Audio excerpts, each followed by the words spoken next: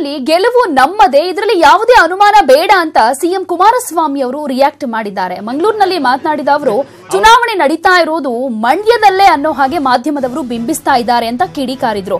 ಇನ್ನು ಚಲವರಾಯಸ್ವಾಮಿ ಬಗ್ಗೆ ಪ್ರತಿಕ್ರಿಯೆ ಕೊಡೋದಕ್ಕೆ ಸಿಎಂ ನಿರಾಕರಿಸಿದ್ರು. ಅವ್ರ ಬಗ್ಗೆ ಚರ್ಚೆ ಬೇಡ ಬನ್ನಿ,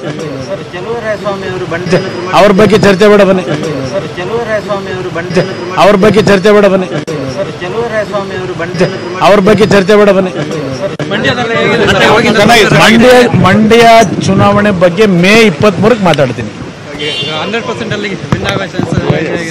ನಿಮ್ಗಳಿಗೆ ಸಂಶಯ ಇರ್ಬೋದು, ಮಾಧ್ಯಮದ ಮಿತ್ರರು ಪಾಪ ಒದ್ದಾಡ್ತಾ ಇದ್ದಾರೆ.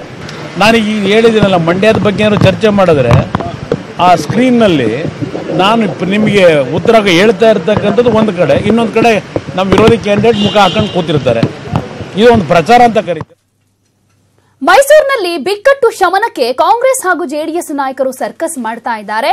ಸಭೆಯ ನಂತರದಲ್ಲಿ ಸುದ್ದಿಗೋಷ್ಠಿಯನ್ನ ನಡೆಸಿ ಮಾತನಾಡಿದಂತ ಜಿಟಿ ದೇವೇಗೌಡ ಹಾಗೂ ಸಾರಾ ಮಹೇಶ್ ಏಪ್ರಿಲ್ 12ರಿಂದ ಜಂಟಿ ಪ್ರಚಾರ ಮಾಡೋದಾಗಿ ತಿಳಿಸಿದ್ರು. ಸಭೆಯಲ್ಲಿ ಕೆಲವು ಹೊತ್ತು ಅಸಮಾಧಾನ ಕಂಡು ಬಂತು.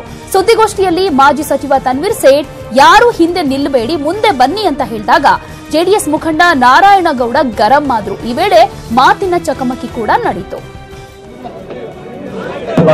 ಕ್ಷೇತ್ರ ಕಾಂಗ್ರೆಸ್ ಪಕ್ಷದ ಪಾಲಿಕೆ ಯಾವ ಅಭ್ಯರ್ಥಿ ಕಣಕ್ಕಿಳಿದಿಯಾರೋ ನಿರ್ದಾಕ್ಷಿಣ್ಯವಾಗಿ ನೀವು ಸಹ ಕ್ರಮವನ್ನು ತಗೊಳ್ಳುವಂತ ಕೆಲಸ ಆಗಬೇಕು.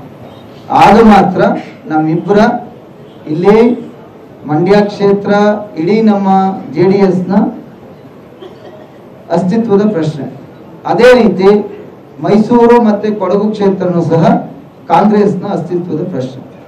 ಈ ಎರಡು ವಿಚಾರವನ್ನ ನಮ್ಮ ವೈಯಕ್ತಿಕ ಭಿನ್ನಾಭಿಪ್ರಾಯ, ವೈಯಕ್ತಿಕ ಇಚ್ಛಾಶಕ್ತಿಯನ್ನ ಬಿಟ್ಟು ನಾವೆಲ್ಲರೂ ಮನಸ್ಫೂರ್ತಿಯಾಗಿ ಕೆಲಸವನ್ನ ಮಾಡಬೇಕು, ನನ್ನನ್ನು ಸೇರ್ಕೊಂಡು ಅಂತ ಹೇಳಿ ಮನವಿಯನ್ನ ಮಾಡ್ತಾ, ನಾವೆಲ್ಲರೂ ಸಣ್ಣ ಪುಟ್ಟದ್ದು ಇರ್ತದೆ ಚರ್ಚೆ, ಆದ್ರೆ ಬೇರೆ ಕಡೆ ಹೋಲಿಸ್ಕೊಂಡ್ರೆ ನಮ್ಮ ಲೀಡರ್ಗಳು, ನಮ್ಮ ಕಾರ್ಯಕರ್ತರು ಒಳ್ಳೆಯವರಿದ್ದಾರೆ ಎರಡು ಪಕ್ಷಗಳಲ್ಲಿ. ಮತ್ತು ಈ ಸಾರಿ ನಾವು ಹೆಚ್ಚು ಕೊಡಗಿನಲ್ಲಿ ನಾವು ಮತ ಪಡಿತೀವಿ, ನಮ್ಮ ಮೈತ್ರಿ ಕ್ಯಾಂಡಿಡೇಟ್ ಅಂತಕ್ಕಂಥ ಭರವಸೆ ಕೂಡ ನಮಗೆ ಇದೆ. ಮತ್ತು ನಾನು ಕೂಡ 5 ವರ್ಷಗಳ ಕಾಲ MP ಆಗಿದ್ದಂಥವನು, ಕೊಡಗಿನಲ್ಲಿ ಬಹಳಷ್ಟು ಪ್ರವಾಸ ಮಾಡಿರ್ತಕ್ಕಂಥವನು, ಕೊಡಗಿನ ಅಭಿವೃದ್ಧಿಯ ಬಗ್ಗೆಯೂ ಕೂಡ ಹಿಂದೆ UPA 2 ಗವರ್ಮೆಂಟ್ ಅಲ್ಲಿ ಬೇಕಾದಷ್ಟು ಪ್ಯಾಕೇಜ್ಗಳನ್ನ ನಾವು ಹಿಂದೆ ಕೊಟ್ಟಿರುವಂತಹದ್ದು.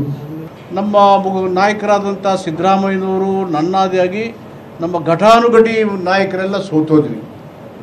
ಸಿದ್ದರಾಮಯ್ಯನವರು ಶಾಸಕಾಂಗ ಪಕ್ಷದ ನಾಯಕರಾಗಿ ಆಯ್ಕೆ ಆದಮೇಲೆ ಪಕ್ಷದ ಈ ತೀರ್ಮಾನನ ತಾನು ಅತ್ಯಂತ ಹೀನಾಯವಾಗಿ ಸೋತೆಂಥ ವಿಷಯವನ್ನು ಗಮನಕ್ಕೆ ತಗೊಳ್ದೇನೆ ಇಡೀ ರಾಜ್ಯದ ಸರ್ವಾಂಗೀಣ ಅಭಿವೃದ್ಧಿ ಮಾಡಿ ಸೋಲನ್ನು ಅನುಭವಿಸಿದ್ರು, JDSಗೆ ಸೋತೋದ್ರು ಅದೊಂದನ್ನು ಲೆಕ್ಕಕ್ಕೆ ತಗೊಳ್ದೇನೆ ನಮ್ಮ ವ್ಯಕ್ತಿಗತ ವೈಯಕ್ತಿಕ ವಿಚಾರಕ್ಕಿಂತ ರಾಜಕೀಯ ಸಿದ್ಧಾಂತ, ಸಂವಿಧಾನ, ಪ್ರಜಾಪ್ರಭುತ್ವ ಅತ್ಯಂತ ಪ್ರಾಮುಖ್ಯ ಅಂತಕ್ಕಂಥ ವಿಷಯಕ್ಕೆ ಒಳಪಟ್ಟು ಎರಡು ಪಕ್ಷಗಳು ಇವತ್ತು ಒಟ್ಟಾಗಿ ಈ ಚುನಾವಣೆಯನ್ನು ಎದುರಿಸ್ತಾ ಇದ್ದೇವೆ. ಮಂಡ್ಯದ ಮದ್ದೂರಿನ ಅರುವನಹಳ್ಳಿಯಲ್ಲಿ ಸುಮಲತಾ ಪ್ರಚಾರ ಜೋರಾಗಿದೆ. ದೇಶ ಕಾಯೋ ಯೋಧ ನನಗೆ ವೋಟ್ ಹಾಕ್ತೀನಿ ಅಂದಿದ್ದು ನನಗೆ ತುಂಬಾ ಖುಷಿ ತಂದಿದೆ ಅಂತ ಸುಮಲತಾ ಹೇಳಿದ್ರು. ಇನ್ನು ಅಂಬರೀಷ್ಗೆ ಮಂಡ್ಯ ಸ್ಟೈಲ್ ಊಟ ಇಷ್ಟ, ಅವರು ಕೈಮಾ, ನಾಟಿ ಕೋಳಿ ತುಂಬಾ ಇಷ್ಟ ಪಡ್ತಾ ಇದ್ರು ಅಂತ ಸುಮಾ ನೆನಪು ಮಾಡ್ಕೊಂಡ್ರು. ಎಲ್ಲರೂ ಮಟನ್ ಊಟ ಮಾಡ್ಕೊಂಡು ಬಂದಿದ್ದೀರಾ, ವಾಯ್ಸ್ ಜೋರಾಗಿದೆ, 18ನೇ ತಾರೀಕು ಕಹಳೆ ಊದ್ತಾ ಇರೋ ರೈತನ ಗುರುತಿಗೆ ಮತವನ್ನ ಹಾಕಿ ಅಂತ ಮನವಿ ಮಾಡಿದ್ರು. ದರ್ಶನ್ ಕೈಗೆ ಫ್ರಾಕ್ಚರ್ ಆಗಿದೆ, ಹುಷಾರಾದ ಮೇಲೆ ಅವರು ಪ್ರಚಾರಕ್ಕೆ ಬರ್ತಾರೆ ಅಂತ ಸುಮಲತಾ ಹೇಳಿದ್ರು. ಇನ್ನು ಹಣ ಹಂಚಿಕೆ ಆಡಿಯೋ ಬಗ್ಗೆ ಮಾತನಾಡಿದ್ದು, ಹಣ ಹರಿದಾಡ್ತಾ ಇದೆ ಅಂತ ಎಲ್ರಿಗೂ ಗೊತ್ತಿರೋದೆ, ಅವರ ಕಾರ್ಯಕರ್ತರೇ ಹಲವಾರು ಕಡೆ ಹೇಳ್ಕೊಂಡಿದ್ದಾರೆ ಅನ್ನೋ ಮಾತನ್ನ ಸುಮಲತಾ ಅವರು ಹೇಳಿದ್ರು.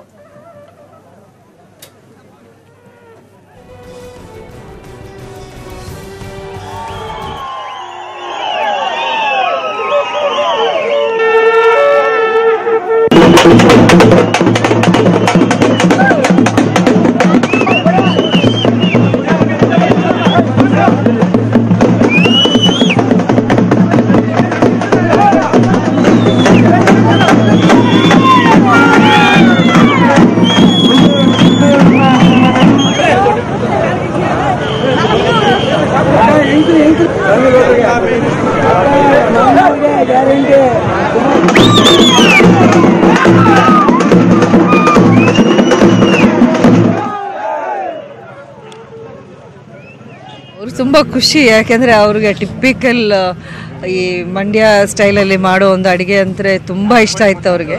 ನಾಟಿ ಕೋಳಿ ಸಾರು, ಕೈಮಾ ಉಂಡೆ ಅವ್ರ ಫೇವ್ರೆಟ್ ಆಗಿತ್ತು. ಸೊ ಹಾಗಾಗಿ ಅವ್ರಿಗೂ ಖುಷಿ ಆಯಿತು.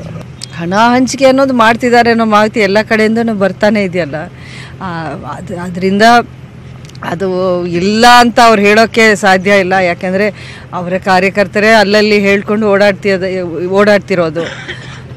ಇದರ ಬಗ್ಗೆ ನೀವು ಅವ್ರನ್ನೇ ಕೇಳೋದು ಉಚಿತ. ಪ್ರೀತಿಯಿಂದ ಮಾಡಿರೋದು ಅದು.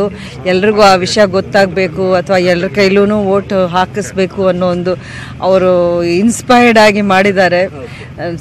ನಿಜವಾಗ್ಲೂ ನನಗೆ ಅದು ಎಷ್ಟು ಟಚಿಂಗ್ ಆಗಿತ್ತು ಅಂದರೆ, ಯೋಧರಿಂದ ಬಂದಿರೋದು. ನಾಳೆ ದಿನ ಅದು ವ್ಯಾಲಿಡಿಟಿ ಇದೆಯೋ ಇಲ್ವೋ ನನಗೆ ಗೊತ್ತಿಲ್ಲ, ಅದು ಗೊತ್ತಿಲ್ಲ. ಆದ್ರೂ ಅದು ಫಸ್ಟ್ ಆಶೀರ್ವಾದ ಅಲ್ವಾ ನನಗೆ. ಸೊ ಒಂದಷ್ಟು ಖುಷಿ ಆಯಿತು ನನಗೆ.